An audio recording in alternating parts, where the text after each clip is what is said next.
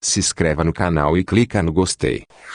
Aldous Huxley Admirável Mundo Novo 3. O diretor repôs o interruptor na posição original. A voz calou-se. Apenas o seu tênue fantasma continuou a murmurar sob os 80 travesseiros. Eles ouvirão isso repetido mais 40 ou 50 vezes antes de acordarem. Depois, outra vez na quinta-feira.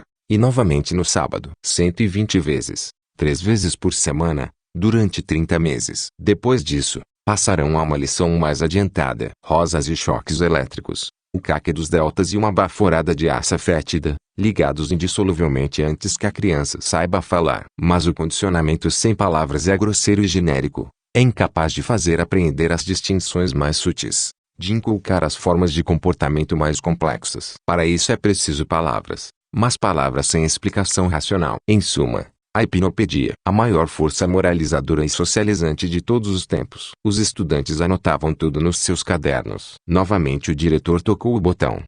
São formidavelmente inteligentes, dizia a voz suave, insinuante, infatigável. Francamente, estou contentíssimo de ser um beta, porque não exatamente como gotas de água, embora esta, na verdade, seja capaz de cavar buracos no granito mais duro, mas, antes, como gotas de cera derretida, gotas que aderem e se incorporam àquilo sobre o que caem, até que, finalmente, a rocha não seja mais que uma só massa escarlate. Até que, finalmente, o espírito da criança seja essas coisas sugeridas, e que a soma dessas sugestões seja o espírito da criança. E não somente o espírito da criança, mas também o adulto, para toda a vida. O espírito que julga, e deseja, e decide, constituído por essas coisas sugeridas. Mas todas essas coisas sugeridas são aquelas que nós sugerimos, nós. O diretor quase gritou, em seu triunfo, que o Estado sugere. Bateu com a mão na mesa mais próxima. Daí segue-se que um ruído fez voltar-se. Oh,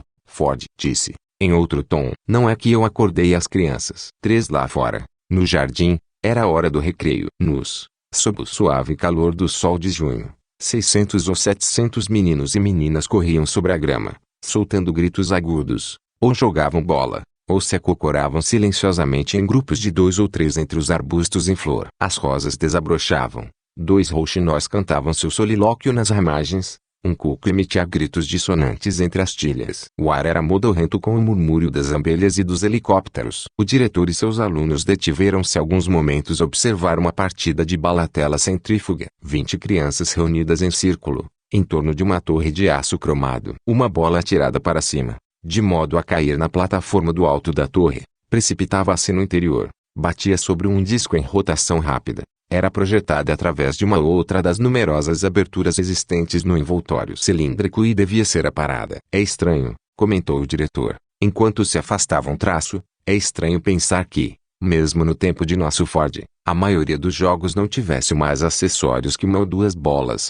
alguns bastões e talvez um pedaço de rede. Imaginem que tolice permitir que as pessoas se dedicassem a jogos complicados que não contribuíam em nada para aumentar o consumo. Atualmente, os administradores não aprovam nenhum jogo novo, salvo se demonstrar que ele necessita, pelo menos, de tantos acessórios quanto o mais complicado dos jogos existentes. Interrompeu-se. Eis ali um grupinho encantador, disse, apontando com o dedo. Num pequeno espaço gramado entre altas moitas de urzes mediterrâneas, 2 crianças, um garoto de cerca de 7 anos e uma menina que poderia ter 1 ano a mais, dedicavam-se muito seriamente, com toda a concentração de sábios absortos em algum trabalho de descoberta, a um jogo sexual rudimentar. Encantador, encantador, repetiu sentimentalmente o DIC. Encantador, concordaram os estudantes, por cortesia. Mas seus sorrisos eram um tanto condescendentes. Fazia muito pouco tempo que eles tinham posto de lado as brincadeiras infantis dessa natureza para que pudessem contemplá-los agora sem uma certa dose de desprezo. Encantador, mas era apenas uma dupla de fedelhos brincando. Nada mais. Fedelhos, simplesmente. Sempre tenho a impressão, continuou o diretor no mesmo tom levemente piegas, quando foi interrompido por um vigoroso bull. De uma moita próxima saiu uma babá puxando pela mão um garotinho que berrava. Uma menina seguiu-os com ar inquieto. Que há? Perguntou o diretor. A babá deu de ombros. Nada demais, respondeu. É simplesmente este menino que parece pouco disposto a tomar parte nos jogos eróticos de costume. Eu já o tinha observado antes, 1 ou 2 vezes. E hoje recomeçou. Agora mesmo se pôs a berrar. Palavra de honra, interrompeu a menina, apreensiva. Eu não tinha a intenção de machucá-lo nem coisa parecida. Palavra de honra. Está claro que não, minha querida, disse a babá em tom tranquilizador. De modo que, recomeçou, dirigindo-se novamente ao DIC. Vou levá-lo ao superintendente adjunto de psicologia, só para ver se ele não tem nada de anormal. Muito bem, disse o diretor. Leve-o ao superintendente. Você vai ficar aqui, pequena, acrescentou, enquanto a babá se afastava com o menino, que continuava a chorar. Como se chama? Politotski. É um nome muito bonito. Sim, senhora, continuou o diretor. Agora corre e vai ver se encontra outro garoto para brincar. A criança saiu correndo entre as moitas e logo desapareceu. Que criaturinha graciosa, disse o diretor, seguindo-a com os olhos. Depois, dirigindo-se aos estudantes, o que lhes vou contar, agora, poderá parecer inacreditável. Mas aqui, quando não se conhece a história, os fatos relativos ao passado, em geral, parecem mesmo incríveis. Revelou a espantosa verdade. Durante um período muito longo antes de nosso Ford,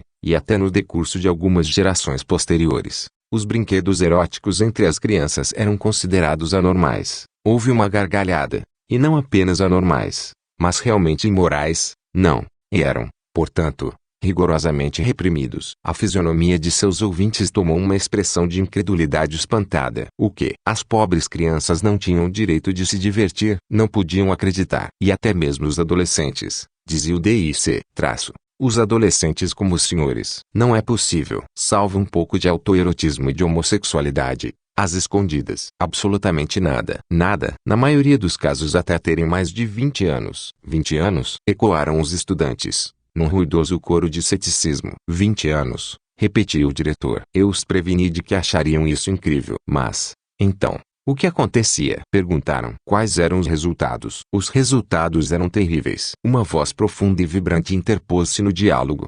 sobressaltando-os. Voltaram-se. À margem do pequeno grupo estava um desconhecido, um homem de estatura média, cabelos pretos, nariz adunco, lábios vermelhos e canudos, olhos muito escuros e penetrantes. Terríveis, repetiu. O DIC sentara-se naquele instante num dos bancos de aço forrados de borracha, convenientemente espalhados pelo jardim, mas, ao ver o recém-chegado, levantou-se de um salto e precipitou-se para ele, as mãos estendidas, sorrindo efusivamente, com todos os dentes à mostra. Senhor administrador, que prazer inesperado. Rapazes, atenção. Eis o administrador, eis sua Fordeza Mustafa Monde. Nas 4.000 salas do centro, os 4.000 relógios elétricos deram simultaneamente 4 horas. Vozes desencarnadas ressoaram, saindo dos pavilhões dos alto-falantes. Saída para a turma principal do dia. A segunda turma ao trabalho. Saída para a turma principal do... No elevador em que subiam para o vestiário, Henry Foster e o diretor adjunto de predestinação deram as costas um tanto ostensivamente a Bernard Marx, do gabinete de psicologia. Desviavam-se daquela reputação desagradável. O ruído leve das máquinas agitava ainda o ar rubro do depósito dos embriões. As turmas podiam ir e vir, uma face arroxeada a substituir outra, majestosamente sem cessar. As esteiras continuavam avançando pouco a pouco, com sua carga de futuros homens e mulheres. Lenina Crone dirigiu-se a passos rápidos para a porta. Sua Fordeza Mustafa Monde. Os olhos dos estudantes que o saudaram quase saltavam das órbitas. Mustafa Monde, o administrador residente da Europa Ocidental. Um dos 10 administradores mundiais. Um dos 10. E ele sentara-se no banco com o DIC. Ia ficar ali. Sim, ficar e falar com eles. Até o saber ia chegar a eles diretamente da fonte, diretamente da boca do próprio Ford. Duas crianças tostadas como camarões saíram de uma moita próxima, contemplaram-nos um instante com os olhos arregalados de admiração, depois voltaram aos seus brinquedos entre a folhagem. Lembram-se todos, disse o administrador, com sua voz forte e profunda lembram-se todos, suponho, daquelas belas e inspiradas palavras de nosso Ford. A história é uma farsa. A história, repetiu pausadamente, é uma farsa. Agitou a mão, e disse-ia que, com um invisível espanador, sacudia um pouco de poeira, e a poeira era Arapa, era Ur na Caldeia, algumas teias de aranha, que eram Tebas e Babilônia, Cnossos e Micenas. Uma espanada, depois outra. E onde estava Ulisses? Onde estava Jó? Onde estavam Júpiter, Gotama e Jesus? Uma espanada. E essas manchas de lama antiga que se chamavam Atenas e Roma, Jerusalém e a China clássica? Todas haviam desaparecido. Uma espanada e o lugar onde era a Itália ficou vazio. Uma espanada. Desaparecidas as catedrais. Uma espanada. Mais uma. aniquilados o Relear e os pensamentos de Pascal. Uma espanada, desaparecida a paixão. Outra, morto o Requiem. Mais outra, acabada a sinfonia. Mais outra. Você vai ao cinema sensível hoje à noite? Henry? Perguntou o predestinador adjunto. Ouvi dizer que o novo filme do Alhambra é magnífico. Há uma cena de amor sobre um tapete de pele de urso. Dizem que é maravilhosa. Cada um dos pelos do urso é reproduzido. Os efeitos táteis mais surpreendentes. É por isso que não lhes ensinam história, dizia o administrador. Mas agora é chegado o momento. O DIC olhou, nervoso. Corriam rumores estranhos acerca de velhos livros proibidos, ocultos num cofre do gabinete do administrador. Bíblias, poesia. Só mesmo Ford sabia o que. Mustafa Mond interceptou seu olhar preocupado e as comissuras de seus lábios vermelhos contraíram-se ironicamente. Tranquilize-se, diretor, disse em leve tom jocoso. Não vou corrompê-los. O DIC ficou tremendamente encabulado. Aqueles que se sentem desprezados fazem bem em ostentar um ar de desprezo. O sorriso que aflorou no rosto de Bernard Marques era desdenhoso. Cada um dos pelos do urso. Na verdade, certamente, não deixarei de ir, disse Henry Foster. Mustafa Mond inclinou-se para a frente. Brandiu diante deles seu dedo indicador. Procurem compreender, disse. E sua voz causou-lhes um frêmito estranho na região do diafragma. Procurem compreender o que significava ter uma mãe vivípara. Novamente aquela palavra obscena. Mas, dessa vez, nenhum deles pensou em sorrir. Procurem imaginar o que significava viver no seio da família. Eles tentaram imaginar, mas, evidentemente, sem nenhum êxito. E sabem o que era um lar? Menearam a cabeça. Deixando a penumbra vermelha do subsolo, Lenina Crone bruscamente subiu 17 andares, virou à direita ao sair do elevador, meteu-se por um corredor comprido abrindo uma porta assinalada vestiário das moças, mergulhou num caos atordoante de braços, bustos e lingeries. Torrentes de água quente enchiam-se em banheiras, respingavam ou escoavam delas com um gorgolejar ruidoso, roncando e sibilando.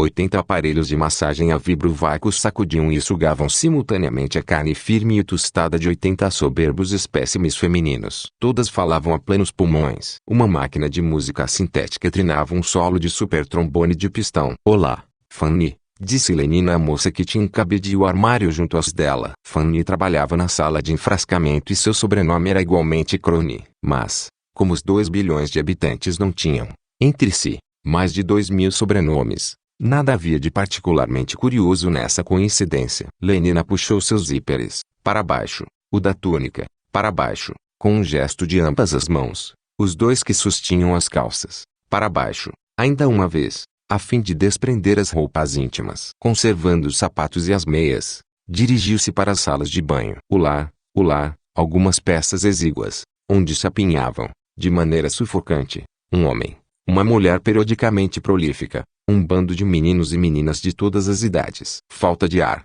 falta de espaço, uma prisão insuficientemente esterilizada, a obscuridade, a doença, os odores. A evocação feita pelo administrador era tão vívida, que um dos rapazes, mais sensível que os outros, só com a descrição empalideceu e esteve a ponto de vomitar. Lenina saiu do banho, secou-se com a toalha, pegou um longo tubo flexível ligado à parede, dirigiu-o contra o peito como se quisesse suicidar-se e apertou o gatilho. Uma onda de ar quente empurrou-a de talco finíssimo. Havia uma variedade de 8 diferentes perfumes e águas de colônia em pequenas torneiras acima do lavatório. Abriu a terceira a contar da esquerda, impregnou-se de chipre, levando nas mãos as meias e os sapatos. Saiu para ver se algum dos aparelhos de vibrovácuo estava desocupado. E o lar era sórdido psíquica e fisicamente. Do ponto de vista psíquico, era uma toca de coelhos, um monturo, aquecido pelos atritos da vida que nele se comprimia. Que intimidades sufocantes, que relacionamento perigoso, insensato,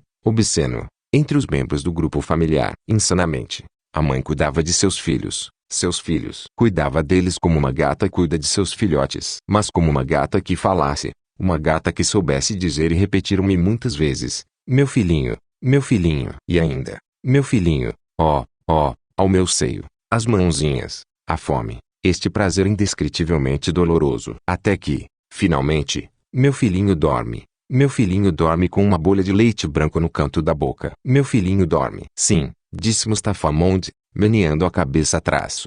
É natural que os senhores estremeçam. Com quem você vai sair esta noite? Perguntou Lenina, voltando da vibromassagem como uma pérola iluminada por dentro, rosado e brilhante. Com ninguém. Lenina ergueu as sobrancelhas. Surpresa. Já faz algum tempo que não venho me sentindo bem, explicou Fanny. O Dr. Wells me aconselhou a tomar um sucedâneo de gravidez. Mas, querida, você tem apenas 19 anos de idade. O primeiro sucedâneo de gravidez não é obrigatório senão aos 21 anos. Sei disso, querida. Mas há pessoas que se sentem melhor começando mais cedo. O Dr. Wells me disse que as morenas de quadris largos, como eu, deveriam tomar seu primeiro sucedâneo de gravidez aos 17 anos. De modo que, na realidade, eu estou atrasada há 2 anos. E não adiantada. Abriu a porta de seu pequeno armário e apontou para a fileira de caixas e vidros rotulados que se alinhavam na prateleira de cima. Xarope de corpo amarelo. Lenina leu os nomes em voz alta. Ovarina garantida fresca.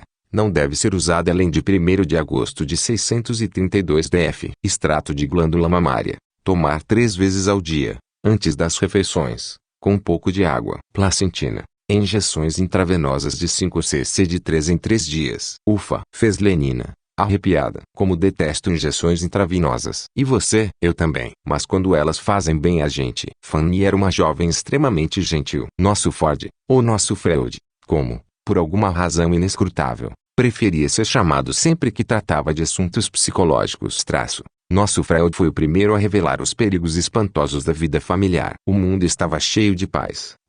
Em consequência, cheio de aflição, cheio de mães, portanto, cheio de toda espécie de perversões, desde o sadismo até a castidade, cheio de irmãos e irmãs, de tios e tias, cheio de loucura e suicídio. Entretanto, entre os selvagens de Samoa, em certas ilhas ao largo da costa da Nova Guiné, o sol tropical envolvia como um mel morno os corpos nus das crianças que brincavam promiscuamente entre flores de hibisco. O lar era qualquer uma das 20 casas cobertas de folhas de palmeira. Nas ilhas Trobriand, a concepção era obra de espíritos ancestrais. Ninguém jamais ouvira falar em pai. Os extremos se tocam, disse o administrador, pela excelente razão que eles foram levados a se tocarem. O Dr. Wells garante que, fazendo 3 meses de tratamento com sucedâneo de gravidez, minha saúde melhorará muito nos 3 ou 4 próximos anos. Bom, faço votos de que ele esteja com a razão, retorquiu Lenina. Mas, Fanny, você realmente quer dizer que, durante os próximos 3 meses,